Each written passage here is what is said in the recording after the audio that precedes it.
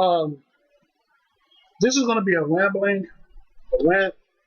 I want to talk about something. Um, and I know I said this before, and I'm going to say it again. There's nothing new under the sun. I say it again. There's nothing new under the sun. Different toilet, same shit. Same game, but different players. The reason why I'm saying this is because there was a conversation that I saw on YouTube, and they was talking about the different generations. Talked about generation, Y, Z, boomers, generation X, silent generation, the great generation, all these generations. But there was one particular issue that they would focus on the most when it came to those generations. And it was the teenagers. The teenagers during that era when it came to those generations. And in my honest opinion, there's one thing that they have in common. There's one thing that all the teenagers from different generations had in common. And it was, as a teenager, you think that you know how the world actually works, but in reality, you really don't because you don't have experience. But don't get it twisted. There are exceptions to the rules when it comes to some teenagers who are gifted. You know what I'm saying? Or, what I mean by gifted, they have the ability to move around in the system in that generation. But the vast majority of teenagers in each of those generations, including myself, we thought that we understood how the world was. But once we really got out there, and once we actually talked to people too, we began to realize that we didn't know shit. And that's the very same thing that's going on in today's society. You got what you call the Gen Zs, Generation Z, the young people out here.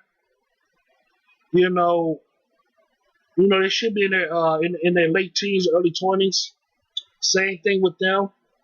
They think that by having all this information, they can bypass everything. I mean, they can bypass a lot of things, but not every single thing, but not every single issue. Because, like I said before, ain't nothing new under the sun, and also same game but different players. But the only difference is that we live in the information age. We live in the information age, and what's done in the dark will come to the light. That is so damn true. So even though we have all this information out here, does not mean that you can escape from every single little thing that's out here. Because the world doesn't operate like that. The world is going to give you problems one way or another. And like I said before, even though we live in the information age, and even though these young people have this technology and they can figure out things on their own to some degree, they still have to go out there and not only apply that knowledge, but also experience things that's going to help them grow as human beings. You get what I'm saying? Because there's going to be some things that they may have to go through and they might not be prepared for. But by going through the trial of fire, by going through the tests and trials of fire, they'll be able to become not only a better but also stronger person in the process. So when it comes to life experience, there's some things that life experience will give you rather than information. You get what I'm saying? When it comes to life, they always said that experience is the best teacher. And by experience it, you have to live life. You have to go through certain things in order for you to better your spirit, to toughen your soul. Because this world is a cold and cruel place. It's a cold and cruel world. But it's up to us to figure out ways to deal with it.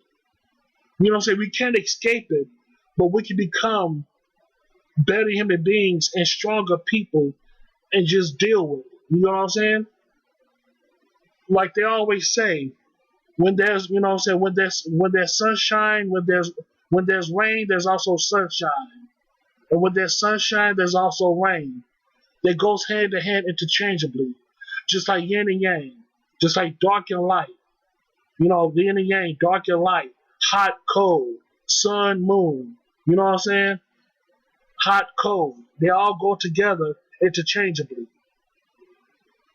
But what I'm trying to say is that when it comes to when it comes to teenagers in each generation, the bottom line is that, including myself, when we was all young in high school, we thought that we knew how the world was, but we really didn't. But there are exceptions to the rules where you have some teenagers out there that are special, or they have the ability to move around, you know, at a young age, which is cool and all. But those are exceptions to the rules. But the vast majority of young people, young teenagers, including myself, during those times, we really thought we knew what we was doing, but we didn't. That's why the old folks will always say, "You young folks don't know nothing," and we would get mad because we think that the older person was hitting on us because we're young and they old and all that stuff. And to some degree they were. To some degree, some of those old people were, mad or jealous at the young folks because they was young. But there was some truth to what they said as well. Even though we're young, we're youthful and all that stuff, we lack the maturity. We lack the life experience to go through life trials and to go through life trials and all that stuff. But when it comes to that older person, the older person might be better, but he or she has the experience. They have the life experience because they went through their trials of fire too.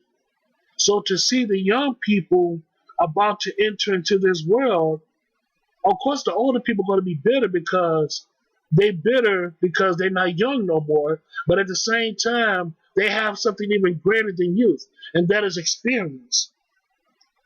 And like I said before, experience is the best teacher. And that goes for all the generations. That goes for all the generations from different time periods. But that's all I got to say about that, man. That's all I got to say. Oh, and more importantly, in my honest opinion, we need more established elders. We need more strong and established elders to help guide the youth, to help guide the younger generation. And in my honest opinion, I think we need to bring back not only elder statesmen who are qualified to lead the youth, but also arranged marriages. I think that by having arranged marriages, I think that the divorce rate. I think that the divorce rate will drop down and the marriage rate will go up. By having arranged marriages, you won't see a lot of divorcees. You won't see a lot of divorced people out there in these streets. This is why That's why I always say that culture is very important. By having a strong culture, you have the ability to bring order within your communities and also your nation. See, America, I'm gonna be real with you. In my honest opinion, America's culture is all about making money. The bottom line is all about their bottom line, aka money. That's what American culture is. It's all about capitalism. It's all about capital gains. It's all about making money.